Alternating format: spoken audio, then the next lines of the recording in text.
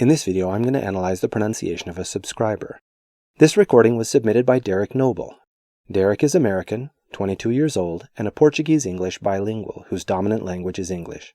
He took high school Spanish, and then a couple years later as a college student, he spent 4 months in Madrid. He ended up double majoring in Spanish in college, and he's currently very focused on improving his Spanish. I think the format where I give my analysis first and then we listen to the recording is a good one. It prepares everyone's ears to hear all the little pronunciation details, so I'm going to use that format in this video. First, let's talk about the things Derek does well. Overall, Derek's pronunciation is excellent. He's obviously capable of pronouncing most sounds accurately most of the time. His trilled and tapped R's are consistently outstanding. Voiceless stops are quite accurate, voiced fricatives are usually accurate, L is accurate, and Derek has the potential to be nearly perfect, which brings us to a discussion of areas where he could improve. Number 1, speed. The first thing, and I really hope Derek will take this to heart, he talks way too fast in this recording. And I don't mean a little too fast, I mean way too fast. And the speed with which he talks negatively affects his pronunciation. I wanted to have some kind of numerical analysis of how fast he talks, so I did a little comparison. I took a particular section of the reading and I timed how long it took him to read it. 38 seconds. Then I compared that to 3 other measures: how fast I read it, how fast the audible audiobook narrator of James y el Melocotón Gigante read it, and how fast a native Spanish-speaking friend of mine read it. I read the same section in 65 seconds, and the audible narrator did it in 61. Now you could argue that we read it more slowly because we were making dramatic pauses and doing funny voices and whatnot. So I had a native Spanish-speaking friend of mine read the same passage at an ordinary pace with no funny voices or pauses, and I recorded her reading. She read the passage in 57 seconds. Then, as one additional measure, I looked at 2 other audiobooks I'm currently listening to in Spanish, and I timed how long it took the narrators of those books to pronounce the same number of syllables as the passage that Derek read in 38 seconds.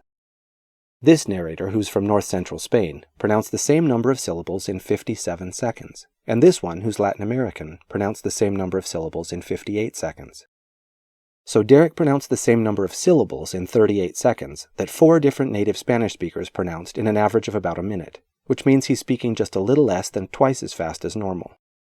Now there's a ton to say about speaking your foreign language too quickly. The topic definitely merits its own video, and I plan on starting work on a video on that topic as soon as I finish and post this one. For now, I'll just say 2 things about it. First, speaking too quickly is a pronunciation problem all its own. Even if you articulate all your sounds accurately, you make it challenging for people to hear what you're saying and understand you. But as a non-native speaker, you don't pronounce all your sounds accurately, and speaking too quickly amplifies your inaccuracies and multiplies the difficulty natives have in understanding your foreign accent. And second, some of Derek's imperfections in articulation that I'm going to mention in this video would probably iron themselves out if he just slowed down. And those that didn't fix themselves would be easier for him to fix if he spoke slower. Number 2, slurring. There were several phrases that were mumbled or slurred in a way that made them difficult to understand. I'm convinced that this has nothing whatsoever to do with Derek's ability to pronounce these sounds accurately, but simply with the speed with which he's trying to get the sounds out. Number 3, reducing sounds. There are a few features of English pronunciation that come to the surface when native English speakers speak Spanish too quickly.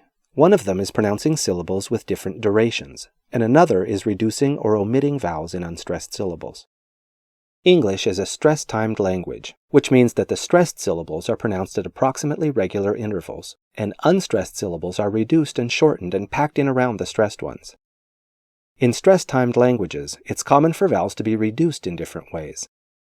Spanish is a syllable-timed language, which means that the stressed and unstressed syllables have more nearly equal duration, and unstressed vowels are not reduced.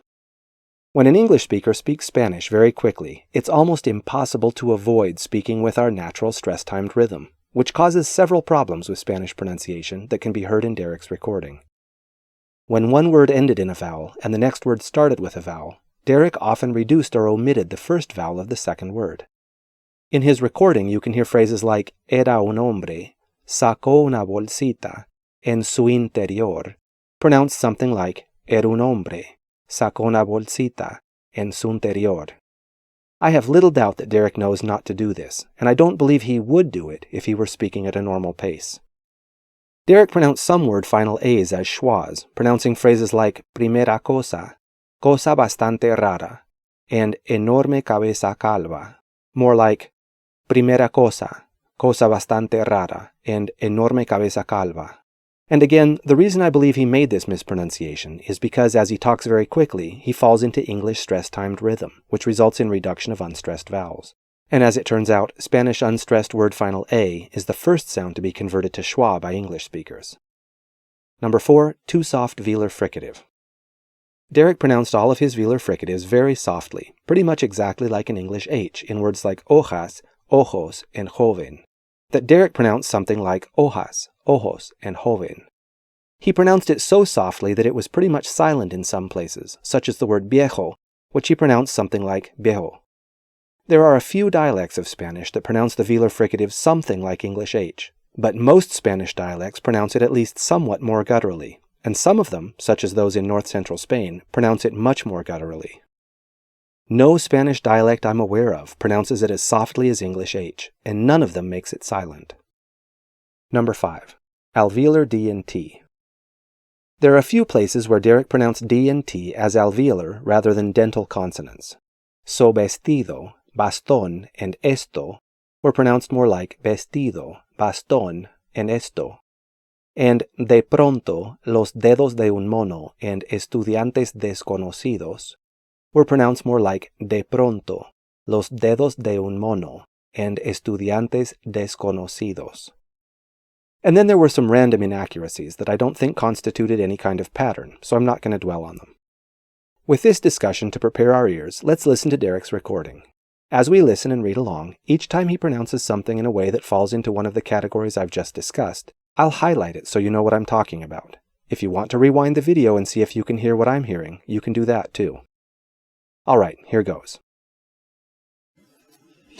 Fue en este momento cuando ocurrió la primera cosa de todas, la cosa bastante rara que luego dio lugar a las otras cosas mucho más raras que le sucedieron, porque de pronto, justo a sus espaldas, James oyó un movimiento de hojas y al volverse vio a un anciano vestido con un extraño traje de color verde oscuro, que salía de entre los arbustos.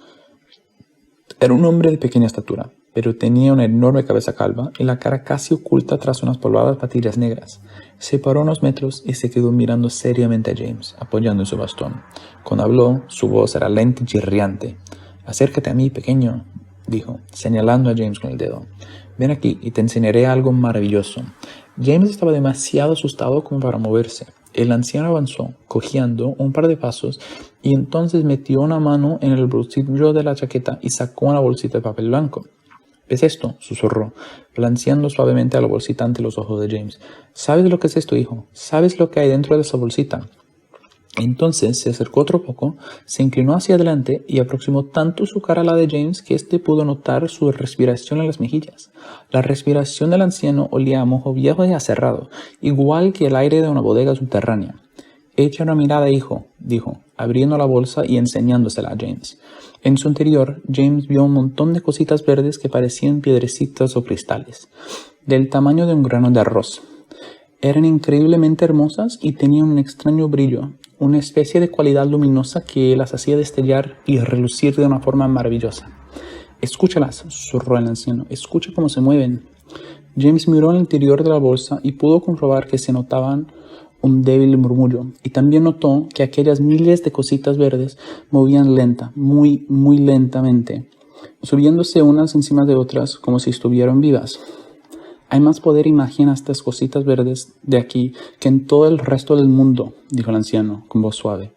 «Pero ¿qué son?», murmuró James, encontrando por fin su voz. «¿De dónde vienen?». «Ajá», susurró el anciano. «Ni te lo imaginas». Se agachó un poco más y acercó la cara a la de James, tanto que su nariz rozaba la frente de este. De pronto dio un salto hacia atrás y empezó a blandir su bastón por encima de la cabeza. «¡Lenguas de cocodrilo!», gritó. «¡Mil largas y viscosas lenguas de cocodrilo, cosidas en el cráneo de una bruja muerta, durante 20 días y 20 noches, con los ojos de un lagarto!